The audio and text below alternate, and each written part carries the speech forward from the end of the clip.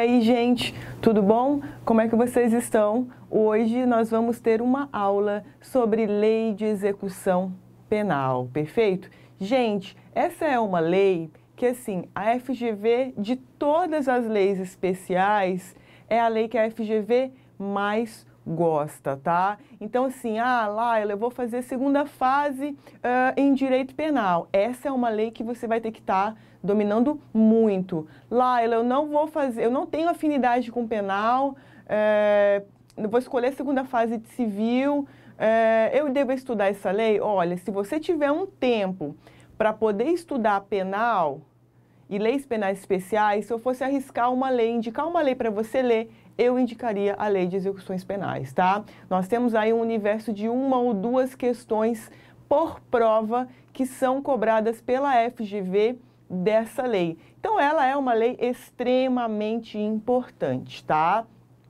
Agora, Laila, não tenho afinidade nenhuma com penal, não tenho tempo para estudar agora para a primeira fase penal também. Eu vou dar um enfoque para eu conseguir fazer a minha pontuação mínima para me preparar melhor para a segunda fase em trabalho, civil, tributário. Nesse caso, como eu disse na apostila, não dê enfoque nas leis penais especiais. Por quê? São muitas leis pulverizadas, a gente está falando aí de um universo de mais de 7 leis penais especiais, para quando cair uma ou outra questão. Então, não vale a pena o custo-benefício para você que não vai fazer penal de segunda fase, ou para você que não tem afinidade com penal, entende? Então, é muito melhor você dar um enfoque, por exemplo, nos principais temas de civil, que é uma disciplina que você já tem afinidade, do que você tentar buscar isso agora na reta, né, decisiva para a primeira fase, tá? Bom, a lei de execuções penais, ela rege, como o próprio nome nos indica, toda a execução penal, inclusive com relação aos presos provisórios, ou seja, aqueles presos cuja prisão ela não é decorrente de uma sentença penal condenatória com trânsito em julgado. Além disso, a lei de execuções penais, ela trabalha em conjunto porque ela regulamenta a forma pela qual todas as penas serão cumpridas, serão dinamizadas. Como assim?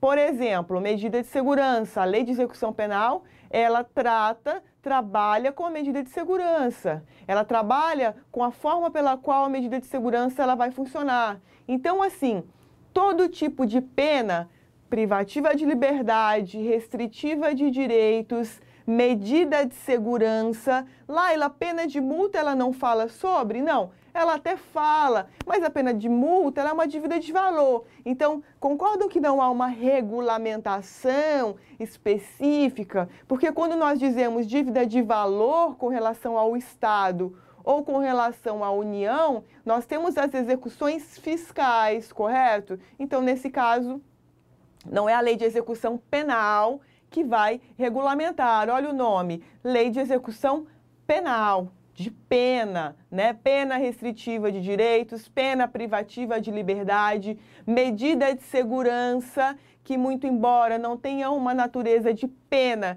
privativa de liberdade ou restritiva de direitos, ela impõe ainda àquele que foi absolvido de forma imprópria ao cumprimento dessa pena de medida de segurança, dessa medida de segurança. Perfeito? Bom, o que mais que ela trata? Ela trata de tudo, desde os órgãos de execução penal, como vai funcionar, faltas disciplinares, hipóteses de doença de preso, regime disciplinar diferenciado, como é que vai ser o cumprimento das penas restritivas de direito, quais são as espécies dessa pena. Ela regulamenta a suspensão condicional da pena cominada. Então, vocês vão perceber que a lei ela trabalha muito ali com aquelas disposições do Código Penal, da parte geral, que tratam das penas, ali por volta do artigo 44, que trata também das hipóteses de substituição de pena. Então, toda aquela parte de teoria da pena ali, em que nós temos a suspensão condicional da pena, livramento condicional e assim sucessivamente, vem a lei de execução penal e regulamenta isso de forma completa. Perfeito? Então, dentro deste contexto é que nós hoje vamos falar sobre a lei de execução penal, tá? A lei de execução penal, assim como toda lei especial, ela é norteada por uma construção principiológica. Você vai ver aí na sua apostila que nós temos uma série de princípios que são utilizados como vetores para que o legislador, ao elaborar a norma penal, ele observe como, por exemplo, o princípio da humanidade, como também no momento de aplicação daquela pena que já está disposta no nosso ordenamento jurídico, como, por exemplo, o princípio da individualização da pena. Então, é claro, todos aqueles princípios penais que você aprende em direito penal, igualmente você vai conseguir transpor aqui para o universo da lei de execuções penais, com algumas adaptações, evidentemente, porque se trata já da fase de execução de pena. Perfeito? Então, aqui nós temos até uma regulamentação quanto aos presos provisórios, temos uma regulamentação contra os presos provisórios, mas essa regulamentação ela é estrita à forma pela qual isso será executado no estabelecimento prisional, entende? Então, você não vai ter aqui uma regulamentação de preso provisório com relação à prisão preventiva, você não vai achar. Prisão preventiva você vai achar no Código de Processo Penal, mas essa prisão preventiva após cumprido um mandado, perceba que os regramentos serão realizados todos a partir da lei de execução penal. Perfeito? Então, depois você dê uma olhadinha nos princípios, não é o enfoque da nossa aula hoje, tá? E são todos princípios com viés lógico. Então, você vai ler o nome do princípio, você já vai fazer ali uma associação lógica plausível de aplicação, tá? A FGV ela não costuma cobrar esses princípios e quando cobra, ela cobra de forma muito intuitiva, então nós não temos preocupação com relação a esse primeiro tema.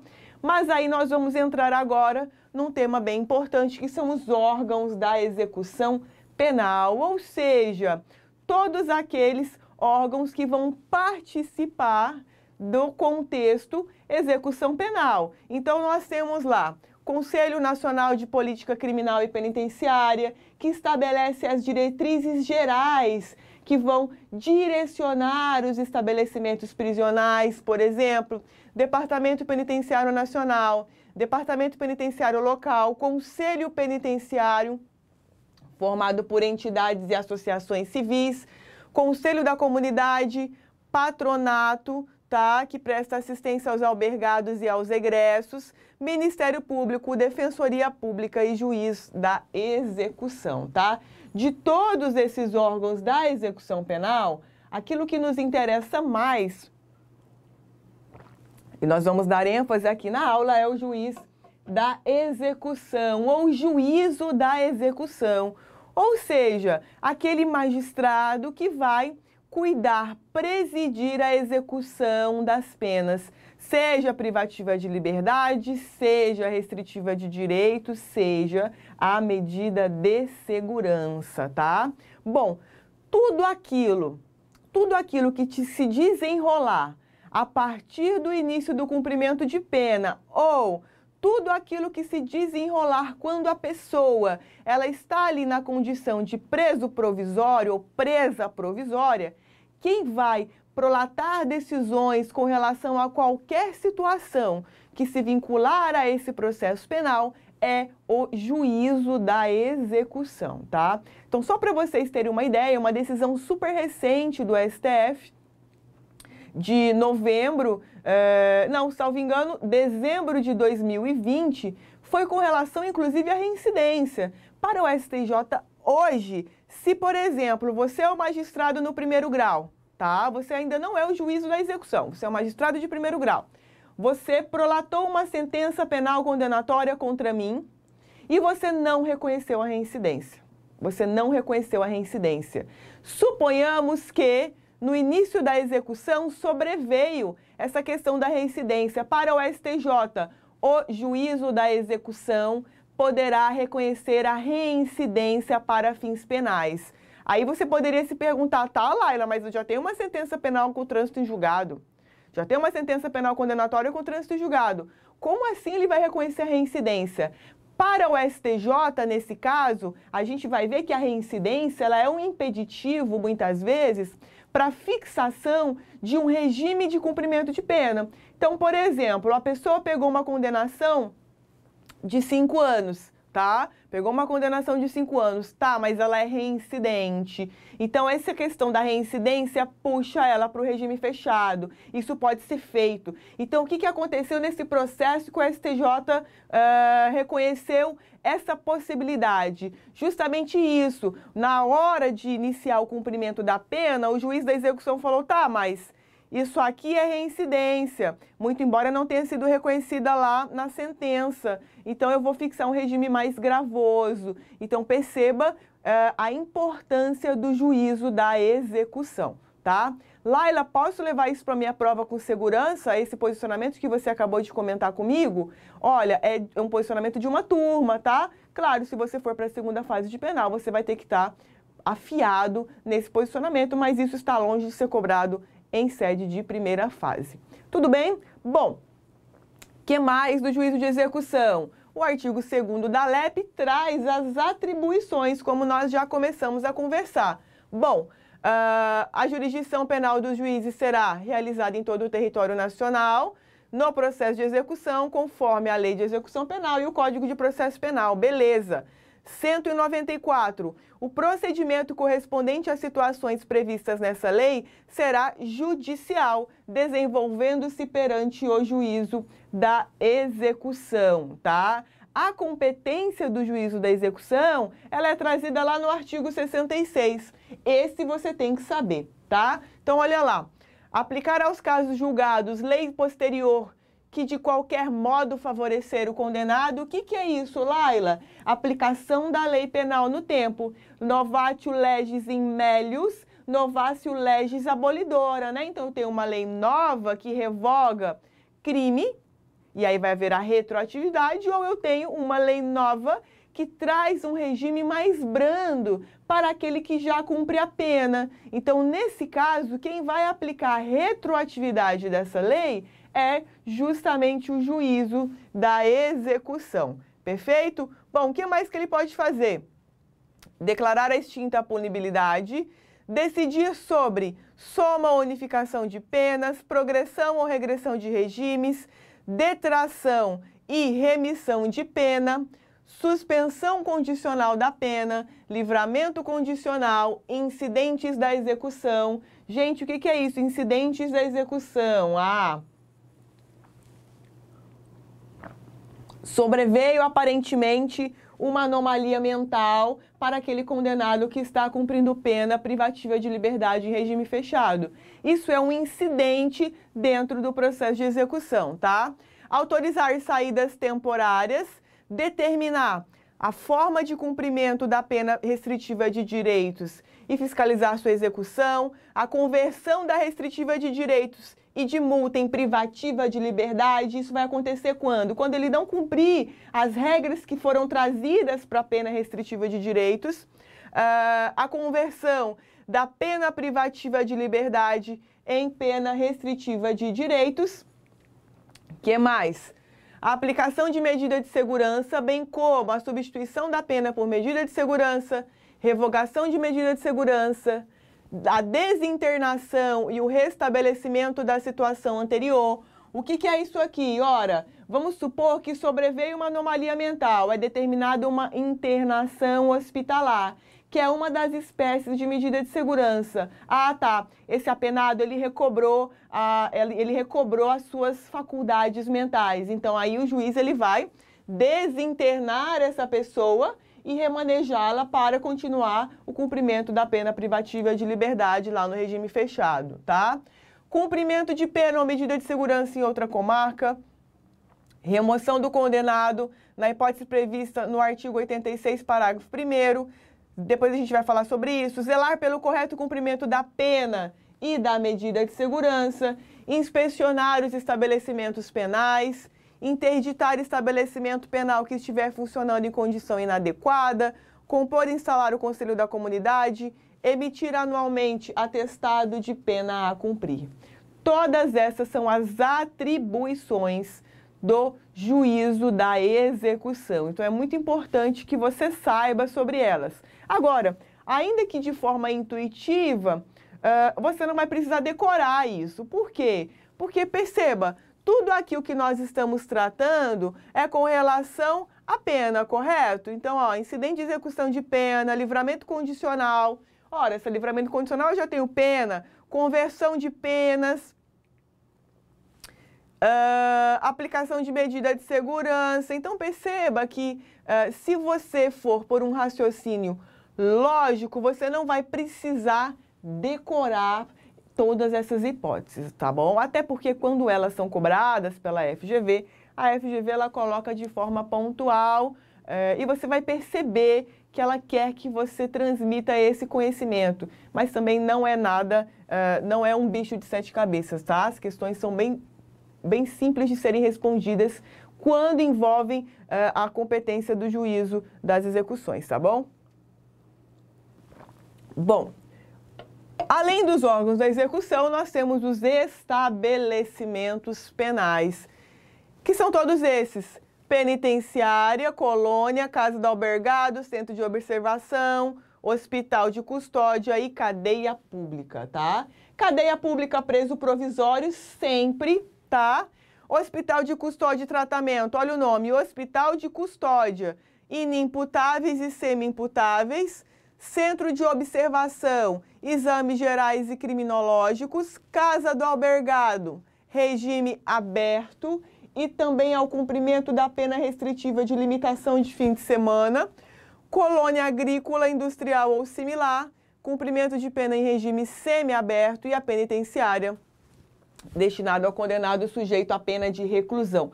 Isso é o que é trazido pela Lei de Execuções Penais, tá? Na prática, como funciona? Na prática, nós temos a aplicação da súmula vinculante 56 do STF. Por quê? Nós temos um sistema prisional que é absolutamente caótico.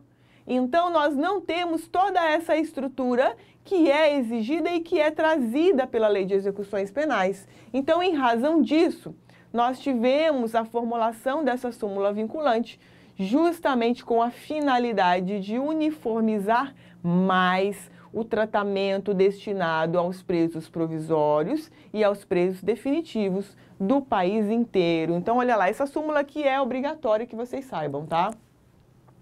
A falta de estabelecimento penal adequado não autoriza a manutenção do condenado em regime prisional mais gravoso, devendo-se fixar, nessa hipótese, os parâmetros fixados no recurso 641.320. Então, olha lá, STJ, que é o recurso especial. A inexistência de estabelecimento penal ao regime prisional determinado para o cumprimento... desculpa, gente, aqui não é recurso especial, é o recurso extraordinário, tá? Aqui é uma decisão do STJ que transcreve as hipóteses, as medidas alternativas, me perdoe. Então, olha lá. A inexistência do estabelecimento penal adequado ao regime prisional não autoriza a concessão imediata do benefício da prisão domiciliar, porquanto, nos termos da súmula 56, deve-se observar isso aqui antes de fixar a prisão domiciliar. A prisão domiciliar, primeiro, que ela não pode ser confundida com a prisão cautelar domiciliar, que está regulamentada lá no CPP, e ela é mega excepcional na execução da pena. Então, o que estava havendo antes desses parâmetros que foram fixados aqui?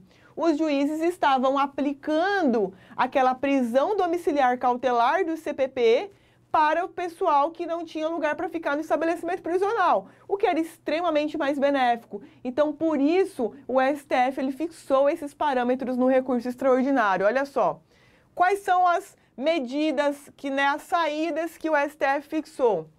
Saída antecipada de outro sentenciado no regime com falta de vagas, abrindo-se assim vagas para os reeducandos que acabaram de progredir. Como assim, Laila?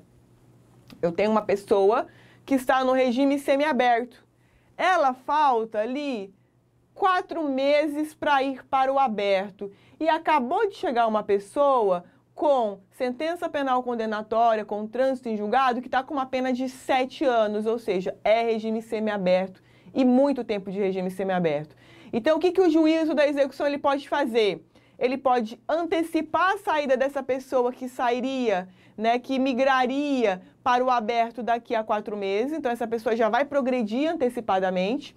E essa que acabou de chegar com uma sentença penal condenatória, ela vai ser encaixada no lugar dessa que progrediu antes do tempo. Então, é isso que essa é a primeira saída encontrada pelo STF. Segunda, a liberdade eletronicamente monitorada ao sentenciado que sai antecipadamente ou é posto em prisão domiciliar por falta de vagas. Como assim, Laila? Sentenciado que sai antecipadamente, que progride de regime antes do tempo. Então, caso ele, por alguma razão, descumpra ali, né, aquilo que for fixado pelo juízo da execução, ele vai regredir de regime. Aqui foi considerada também a possibilidade de prisão domiciliar por falta de vagas, mas veja que não é a primeira alternativa. Aqui, terceiro, cumprimento de penas restritivas de direitos e ou estudo aos sentenciados em regime aberto. Então, perceba que houveram esses parâmetros estabelecidos pelos tribunais superiores, tá? Mas, Laila, como funciona na prática? Gente, na prática, cada juízo de execução trabalha de uma forma e depende da lotação do estabelecimento prisional. Quer ver uma coisa que os tribunais aceitam muito? E o STJ também já aceitou? Eu tenho uma penitenciária que é destinada ao cumprimento de pena do regime fechado, mas dentro da penitenciária há uma ala para cumprimento do regime semiaberto. Então, houve uma divisão dentro do próprio presídio e lá no presídio foi destinado uma parte para as pessoas que eram de regime semiaberto, já que não se tinha ali estabelecimento agrícola ou colônia agrícola ou algo similar. Então, perceba que o STJ aceita que dentro de um estabelecimento prisional seja aplicada pena vinculada ao regime semiaberto, desde que haja uma separação clara e bem definida entre as pessoas do regime semiaberto, me perdoem, e os presos do regime fechado, tá? Laila, isso é benéfico para o preso?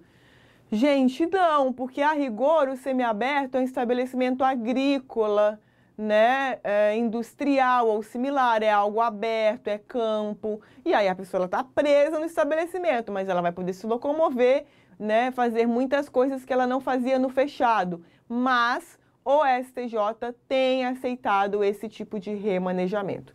Tudo bem? Bom, essas são as disposições gerais com relação aos estabelecimentos penais. Você que já leu a apostila e veio para a aula hoje, você deve ter visto que nós temos uma porrada de súmula e de informativo. Essa lei, ela é lotada de informativo. Muita jurisprudência, tá? Então você tem que saber essa jurisprudência. Perfeito? Bom, agora a gente vai aqui conversar um pouquinho sobre as faltas disciplinares, tá? Essas faltas, elas são classificadas em leves, médias e graves. Como funciona a regulamentação? Bom, a lei de execução penal, ela regulamenta as graves, somente as graves. E aí, as leves e as médias, a legislação local, ela vai se encarregar, tá? Agora, um detalhe importante aqui é com relação ao prazo prescricional. Por quê? Porque a lei de execução penal, ela não trouxe prazo prescricional para falta disciplinar, tá? Mas a jurisprudência utiliza esse prazo prescricional de 3 anos. Então, por exemplo, o professor, vamos pegar um professor, nosso, o professor Cristiano foi preso e aí ele pegou e bateu numa pessoa, praticou lá uma lesão corporal de natureza leve. Bom, nesse caso, se ele praticou hoje, o prazo ele é prescricional. Então, nós vamos ter, se após 3 anos o professor ele não for processado e julgado no procedimento administrativo disciplinar, perceba que vai haver a prescrição dessa falta disciplinar, tá? Laila, como é a contagem do prazo prescricional? Praticou hoje, começa a contar amanhã. Lembra? Prazo decadencial não, praticou hoje, aconteceu hoje, a gente começa a contar hoje. Tudo bem? Bom, o que nós temos sobre faltas disciplinares de súmula importante? Essas 3 são principais. O reconhecimento de falta grave decorrente do cometimento de fato definido como crime doloso no cumprimento da pena, olha só, prescinde do trânsito em julgado de sentença penal condenatória no processo penal instaurado para apuração do fato. O que essa súmula está dizendo? Olha só, o preso praticou uma conduta que caracteriza um crime. Para a gente aplicar a falta disciplinar, a gente não precisa esperar o trânsito em julgado do processo penal que vai apurar aquele crime. Exemplo, uma pessoa matou a outra no estabelecimento prisional. Não vamos esperar 3, 4, 5 anos de processo, tribunal do júri, para poder aplicar a falta. Por quê? Porque o prazo prescricional é de 3 anos. Então, a súmula está dizendo aqui, ó, para a gente reconhecer que fulano praticou a falta grave, a gente não precisa esperar trânsito em julgado de sentença penal condenatória, não, tá? A gente pode já instaurar o nosso PADzinho aqui, vimos que foi a pessoa que matou, vamos aplicar a sanção disciplinar. Tudo bem? Bom, a outra súmula, 534. A prática de falta grave interrompe a contagem do prazo para a progressão de regime do cumprimento de pena, o qual se reinicia a partir do cometimento dessa infração.